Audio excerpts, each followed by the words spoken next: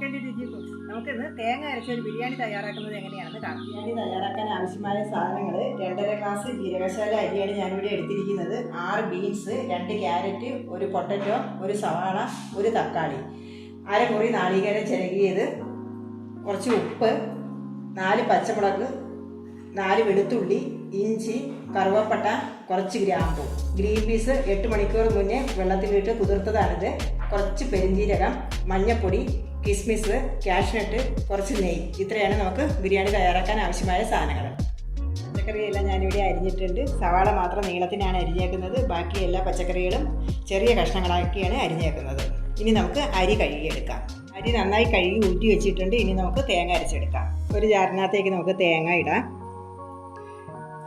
അതിൻ്റെ ഒപ്പം തന്നെ ഇഞ്ചി, വെളുത്തുള്ളി, പെരുംജീരകം, ഇത് 4ഉം കൂടി നന്നായിട്ട് അരച്ചെടുക്കുക. കുറച്ച് വെള്ളം ചേർത്ത് ഈ ഒരു പരുവത്തിലാണ് ഞാനിവിടെ അരച്ചെടുത്തേക്കുന്നത്. ഇതേപോലെ അരച്ചെടുക്കുക. ഇനി നമുക്ക് ബിരിയാണി തയ്യാറാക്കുന്നത് കാണാം. ഇതിന് മുന്നേ തേങ്ങ അരയ്ക്കാത്ത ഒരു ബിരിയാണി ഞാൻ ഇട്ടിട്ടുണ്ടായിരുന്നു. അത് കാണാത്തവരുണ്ടെങ്കിൽ ഐ ബട്ടണിൽ ക്ലിക്ക് ചെയ്യുക, എന്നിട്ട് അത് കാണുക, എന്നെ സപ്പോർട്ട് ചെയ്യുക. ഇത് നമുക്ക് തേങ്ങ അരച്ച ഒരു ബിരിയാണിയാണ് ഞാനിവിടെ തയ്യാറാക്കാൻ പോകുന്നത്. അത് തയ്യാറാക്കുന്നത് എങ്ങനെയാണെന്ന് നമുക്ക് കാണാം. കുക്കറിനകത്താണ് ഞാൻ തയ്യാറാക്കാൻ പോകുന്നത്. അതിനുവേണ്ടി ഒരു കുക്കർ എടുത്തിട്ടുണ്ട്. അതിനകത്തേക്ക് 2 ടേബിൾ സ്പൂൺ നെയ്യ് ഒഴിക്കുക.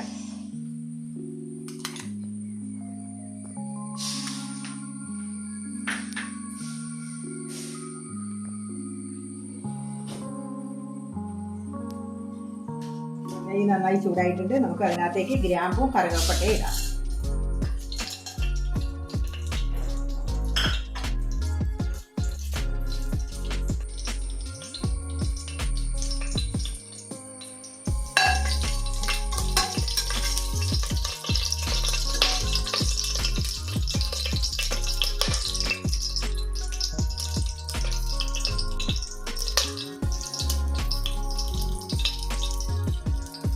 ഇനി നമുക്ക് സവാള അരിഞ്ഞ് വെച്ചേക്കുന്നത് ഇടാം.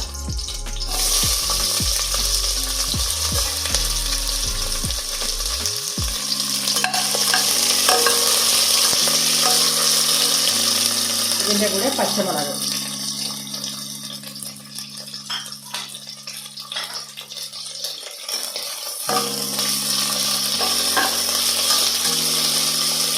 ഇത് നന്നായിട്ടൊന്ന് വാടണം. വാടി കഴിയുമ്പോൾ നമ്മൾ അരച്ച് വെച്ചേക്കുന്ന അരപ്പൊഴിക്കണം.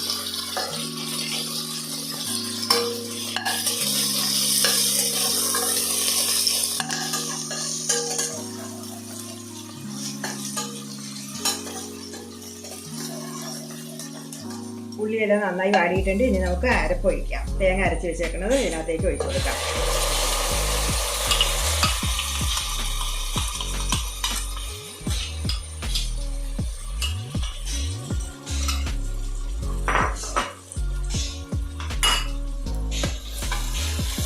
ഒരു 2 മിനിറ്റ് നന്നായിട്ടൊന്ന് ഇളക്കുക.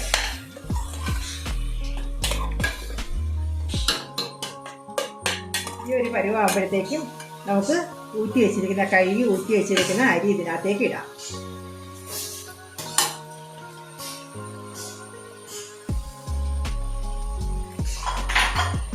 ഇത് ഒരു 2-3 മിനിറ്റ് വീണ്ടും ഇളക്കുക. നന്നായിട്ട് ഇളക്കി കൊടുക്കുക.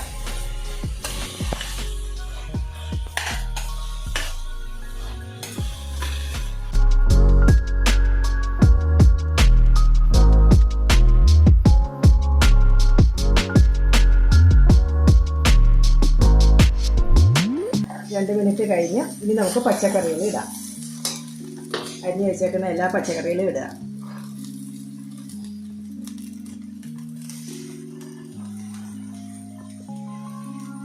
കുതിർത്ത് വെച്ചിരിക്കുന്ന ഗ്രീൻ പീസ്, എടുത്ത് വെച്ചിരിക്കുന്ന മഞ്ഞൾപ്പൊടി. ഗ്യാസ് ഒന്ന് ലോ ഫ്ലെയിമിലാക്കുക. നന്നായിട്ടൊന്ന് മിക്സ് ചെയ്യുക.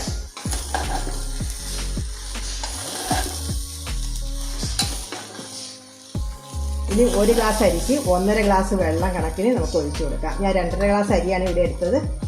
അപ്പോൾ നമുക്ക് 1 ഗ്ലാസ്സിന് 1.5 ഗ്ലാസ് വെള്ളം കണക്ക് അളന്നൊഴിക്കാം.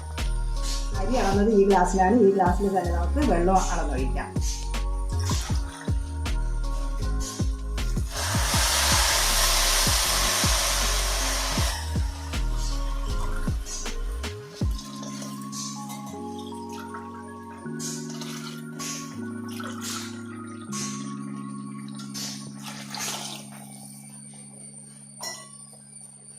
ഇത് നമുക്ക് ആവശ്യത്തിന് ഉപ്പിടാം.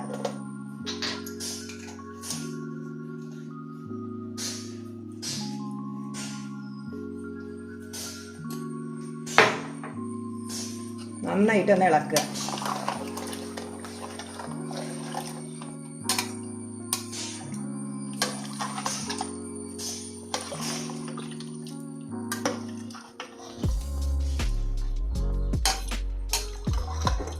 മല്ലിയില പുതിനയിലയുടെയൊക്കെ ടേസ്റ്റ് ഇഷ്ടമുള്ളവർക്ക് അതും കൂടി ഇടാവുന്നതാണ്.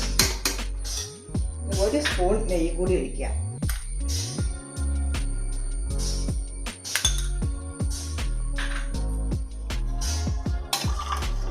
ഇനി നമുക്ക് 2 വിസിൽ കേൾക്കുമ്പോൾ ഇത് ഓഫ് ചെയ്യാം. അരിക്കനുസരിച്ച് വേവ് പല വ്യത്യാസം ഉണ്ടാവും കേട്ടോ. ഇത് ജീരകശാല അരി ആയതുകൊണ്ട് തന്നെ ഒരു 2 വിസിൽ കേൾപ്പിച്ച ഉടനെ തന്നെ ഓഫ് ചെയ്യണം.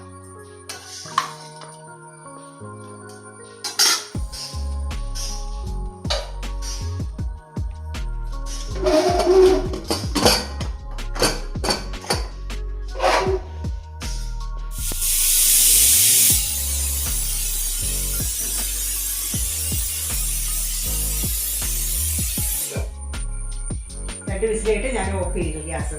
എല്ലാം പോയി നമുക്ക് തുറന്ന് നോക്കാം.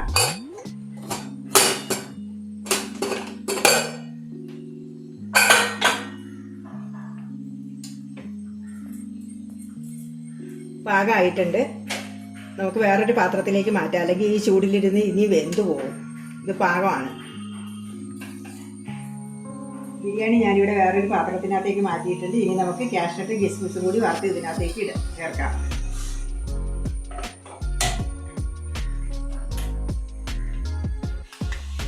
കുറച്ച് നെയ്യ് കഴിക്കുക, കുറച്ച് മതി. നെയ്യ് ചൂടായിട്ടുണ്ട്, കാഷ്നട്ട് ഇടാം.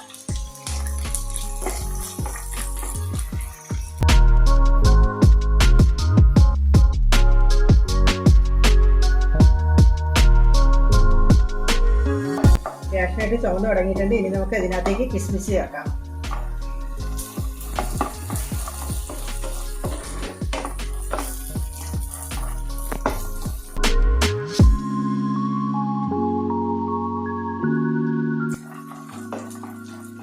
ഗ്യാസ് ഓഫ് ചെയ്ത് കൊടുക്കാം. ഇനി നമുക്ക് ബിരിയാണിയിലേക്ക് ഇത് ചേർക്കാം.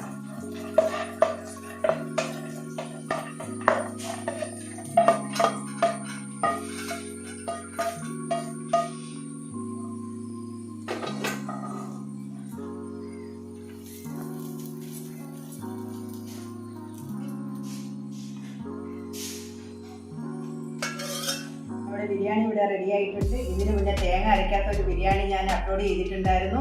അത് എൻ്റെ ലിങ്ക് ഞാൻ ഡിസ്ക്രിപ്ഷൻ ബോക്സിനകത്ത് ഇട്ടിട്ടുണ്ട്. എല്ലാവരും ഒന്ന് ട്രൈ ചെയ്ത് നോക്കുക. ഇഷ്ടപ്പെട്ടാൽ ലൈക്ക് ചെയ്യുക, ഷെയർ ചെയ്യുക, സബ്സ്ക്രൈബ് ചെയ്യുക. അടുത്ത ആഴ്ച മറ്റൊരു വീഡിയോ വഴി നമുക്ക് കാണാം. അതുവരെ ഗുഡ് ബൈ.